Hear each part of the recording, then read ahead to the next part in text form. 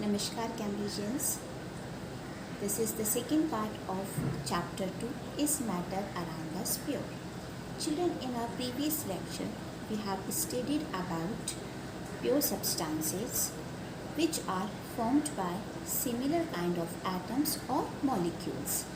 All elements, metals, non-metals as well as compounds are considered as pure substances. Now the second category of matter is impure substances which are also known as mixtures. Children, it doesn't mean that any adulterate is present in these substances.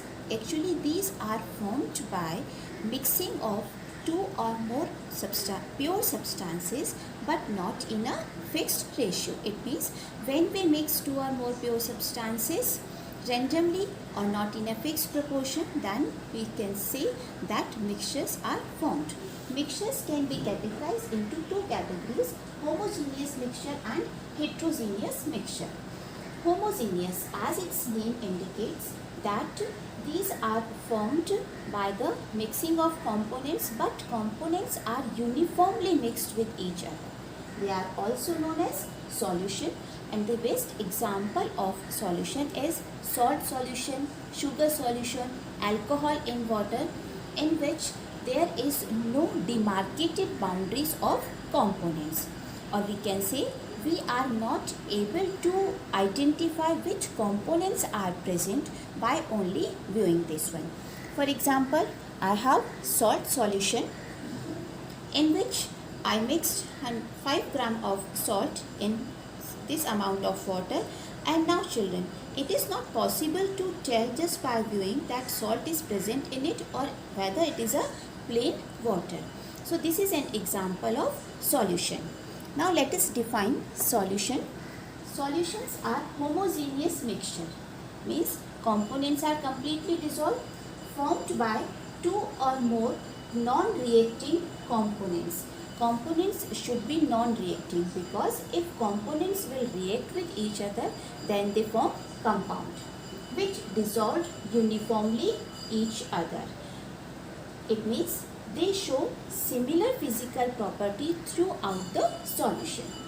Now the second type of mixture is heterogeneous mixture.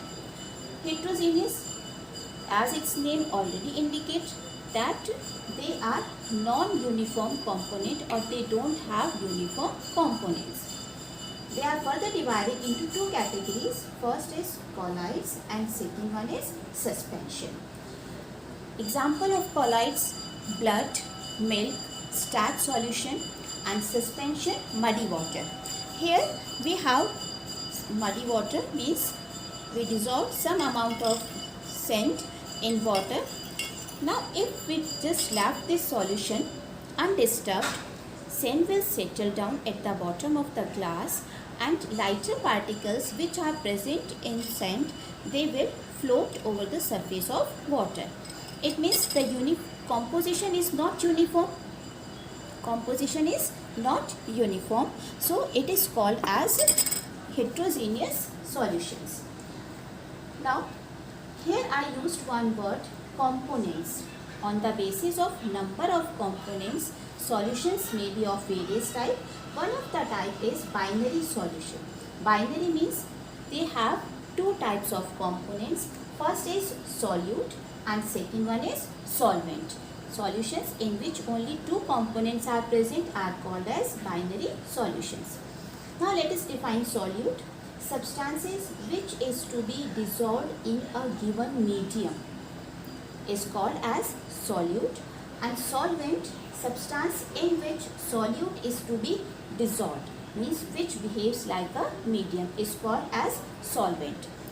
But there is one question, that how can we identify that in a given solution which one is solute and which one is solvent? So there is one trick to identify this one.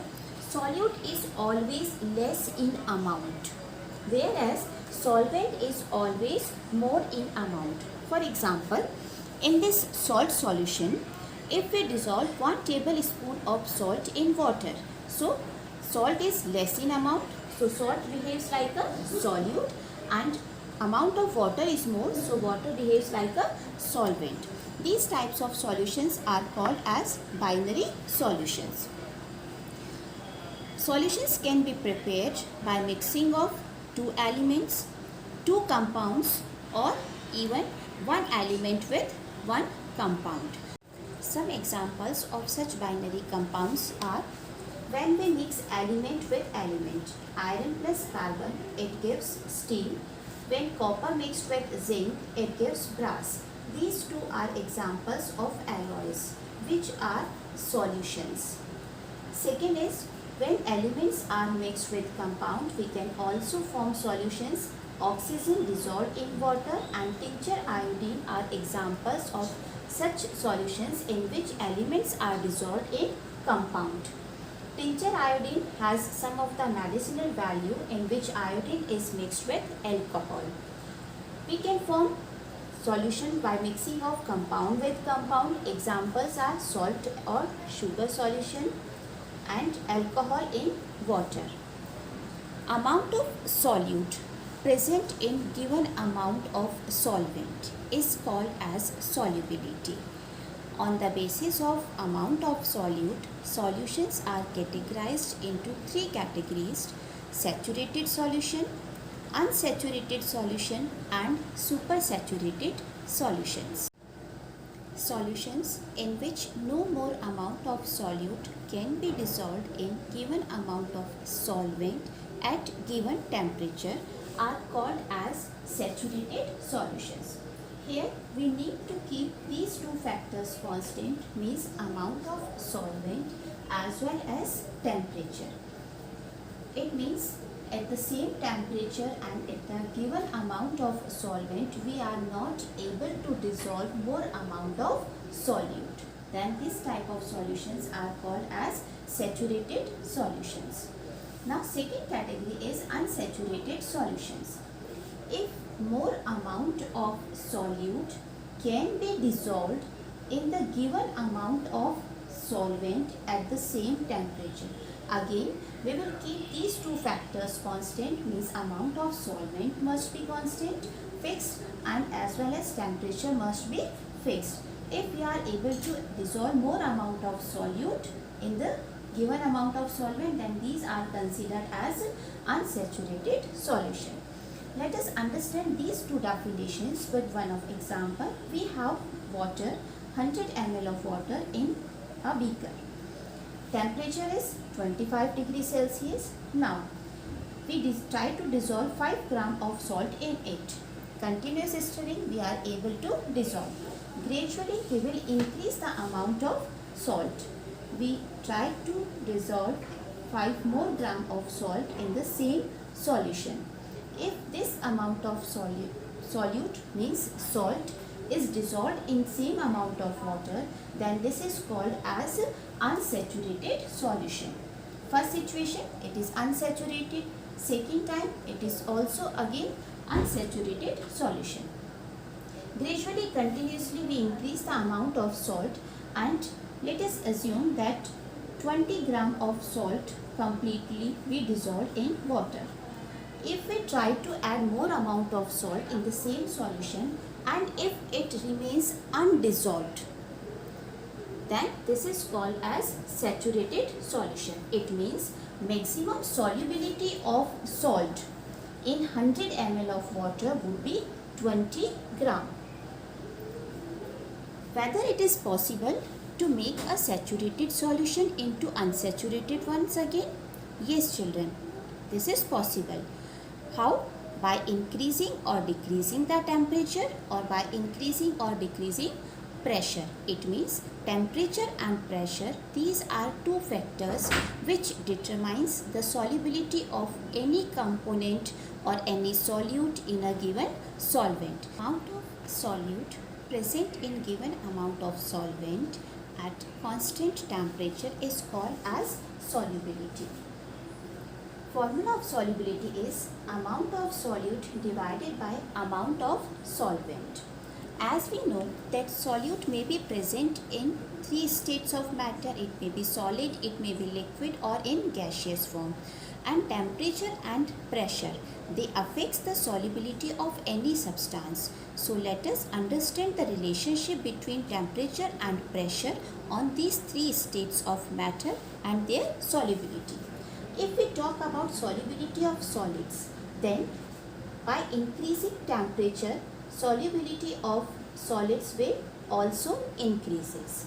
Second, if we talk about liquids, by increasing temperature, solubility of liquids also increases.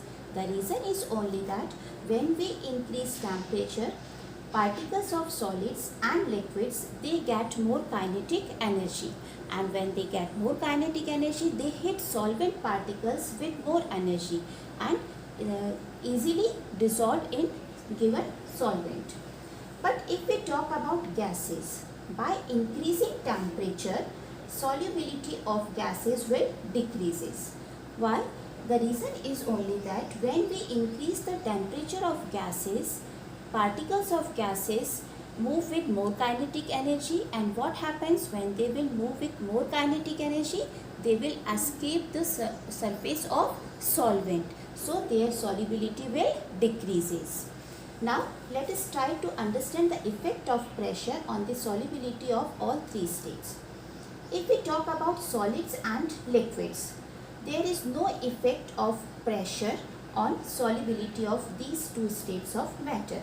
The reason is only that in these two states of matter, particles are close to each other and there is already force of attraction in between them.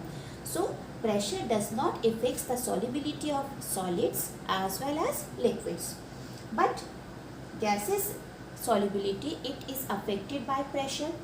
When we increase pressure, particles of gases come closer to each other, and when they come closer to each other, they easily dissolve in given solvent. So by increasing pressure, solubility of gases will increases, and by decreasing pressure, solubility of gases will decreases.